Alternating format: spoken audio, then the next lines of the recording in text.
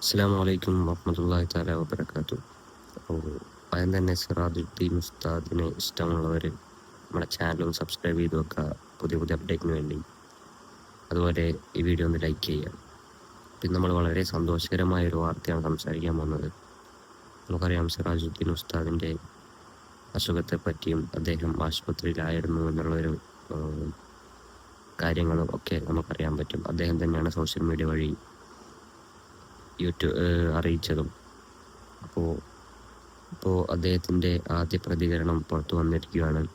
നമുക്കറിയാം അദ്ദേഹം ഫേസ്ബുക്ക് വഴി ഒരു പോസ്റ്റ് ഇട്ടിരിക്കുകയാണ്, അസ്സലാമു അലൈക്കും, അതുപോലെ സുഖമായിട്ടിരിക്കുന്നു എന്ന് പറഞ്ഞ് അദ്ദേഹത്തിൻ്റെ ഒരു ഫോട്ടോയും ഇട്ടിരിക്കുന്നുണ്ട്.